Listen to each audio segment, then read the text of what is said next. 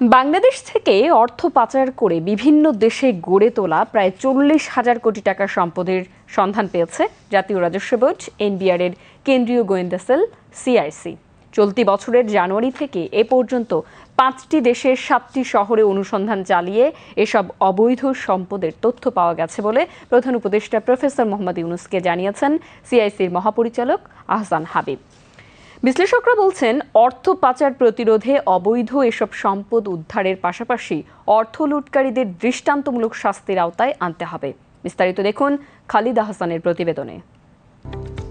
প্রধান উপদেষ্টার প্রেস উইংয়ের সংবাদ বিজ্ঞপ্তিতে বলা হয়, চলতি বছরের জানুয়ারি থেকে এ পর্যন্ত 5টি দেশের 7টি শহরে অনুসন্ধান চালায় জাতীয় রাজস্ব বোর্ড এনবিআর এর কেন্দ্রীয় গোয়েন্দা সেল সিআইসি।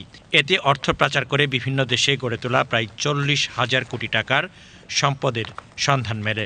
এছাড়া 9টি দেশে 352টি পাসপোর্টের সন্ধান পাওয়া গেছে, যেগুলো টাকার বিনিময়ে অর্জন করেছে কিছু বাংলাদেশি। দেশগুলো হচ্ছে Antigua and Barbuda, Austria, Dominica, Grenada, Saint Kitts and Nevis, North Macedonia, Malta, Saint Lucia ও তুরস্ক। বিভিন্ন উৎস থেকে পাওয়া তথ্যের ভিত্তিতে প্রাথমিক প্রস্তুতি শেষে সিআইসির গোয়েন্দারা দেশগুলোতে সরেজমিন পরিদর্শন করে বিস্তারিত তথ্য তুলে নিয়ে আসেন। বিশ্লেষকরা বলছেন, বিগত ফ্যাসিস্ট সরকারের দোসররা কী পরিমাণ লুটপাট চালিয়েছে এই অনুসন্ধানই তার প্রমাণ। আমাদের দেশে তো ব্যাপক লুটপাট হয়েছে, যেটা বলা হয় ক্রনিক ক্যাপিটালিজম।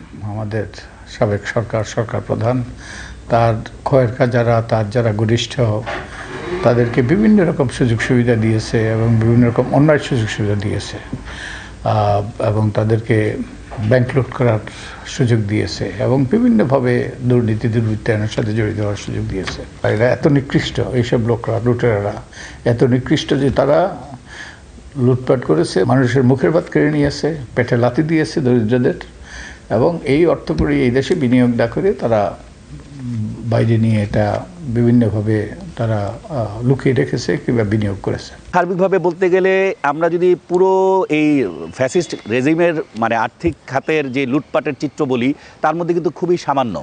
এটাকে যদি সার্বিকভাবে তুলে আনা যায় তাহলে এই চিত্রটা আরও ভয়াবহ হবে। সাবেক সরকারের উচ্চ মহল থেকে এগুলোর সাথে প্যাট্রোনাইজেশন ছিল, বাংলাদেশ ব্যাংক এটার সাথে জড়িত ছিল, বা যারা এটা ধরার দায়িত্বে ছিল যেসব সংস্থা, ধরেন সেই সময়কার দুদক বা সেই সময়কার যারা ধরেন ব্যাংকের ফাইন্যান্সিয়াল ইন্টেলিজেন্স ইউনিটে যারা কাজ করে, বা গোয়েন্দা সংস্থারও যেটা এসবির আছে, ডিবির আছে, প্রত্যেকের যারা যেখানে ছিল তাদেরকে কিন্তু অনেকটা নিষ্ক্রিয় করে রাখা হয় তারা কাজ করার ক্ষেত্রে। বা ট্যাক্সের যে এনবিআর এর কথা যদি বলেন, প্রতিটা সংস্থাকে রাষ্ট্রীয়ভাবে উপর থেকে কিন্তু নিষ্ক্রিয় করে রাখা হয় এবং তাদের সহযোগিতায় অনেক ক্ষেত্রে যেখানে তারা এগুলো প্রোটেকশনের দায়িত্বে ছিল তাদের সহযোগিতায় কিন্তু এখন এই টাকাগুলো পাচার হয়েছে। এই অর্থ পাচারের সঙ্গে জড়িত ব্যক্তিরা শেখ হাসিনার আমলে কেন্দ্রীয় ব্যাংকের ডেটাবেজ বা তথ্য ভান্ডার নিয়ন্ত্রণ প্রক্রিয়ায় নিজেদের লোক বসিয়ে বহু তথ্য গায়েব করে দিয়েছে বলে সিআইসির অনুসন্ধানে বেরিয়ে আসে। আমরা চাই এটাকে একদম ফরেনসিক এক্সপার্ট দিয়ে একদম পুরো বিষয়গুলোকে ফাইন্ড আউট করে নিয়ে আসা এবং তাদের যারা সাসপেক্টেড তাদের যে সম্পদগুলো দেশে আছে সেগুলোকে এই মুহূর্তে বাজেয়াপ্ত করা, সরকারের দায়িত্বে নিয়ে যাওয়া, সব কিছু মিলিয়ে যদি একটা সমন্বিত অ্যাপ্রোচে যাওয়া যায়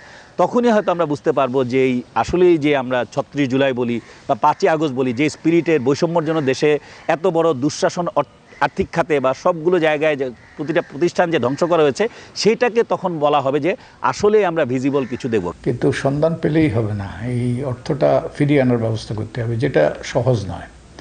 বিদেশে আইন কানুন জটিল, আদালতের মাধ্যমে বিভিন্ন প্রক্রিয়া এগুলো প্রমাণ করতে হবে, তাই খুঁজে পেলেই হবে না, এগুলো আনাটা কষ্টসাধ্য, সময় সাপেক্ষ এবং সহজ নয়। তো আমি আশা করি যে এই প্রক্রিয়াটা শুরু হবে। এনবিআর এর কেন্দ্রীয় গোয়েন্দা সেল সিআইসির অনুসন্ধানে এখন পর্যন্ত বাংলাদেশ থেকে ব্যক্তি ও প্রতিষ্ঠানের নামে অর্থ পাচার করে গড়ে তোলা 346টি সম্পত্তির সন্ধান মিলেছে। এটি তাদের অনুসন্ধানের আংশিক চিত্র মাত্র।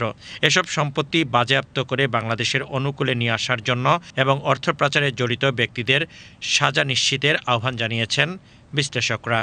যারা এর সাথে জড়িত তাদের তো এখন লুকিয়ে আছে, তা নয় বিদেশে পালিয়ে গিয়েছে। আর এইভাবে অন্যায় করে যদি কেউ পার পেয়ে যায়, অন্যায় উৎসাহিত হয়। আর যারা এইভাবে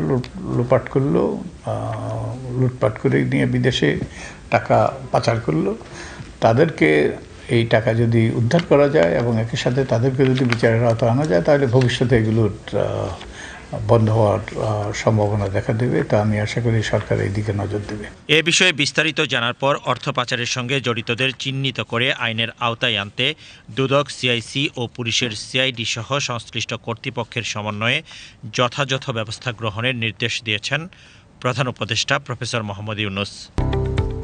খালিদা হোসেন, বিটিভি নিউজ, ঢাকা।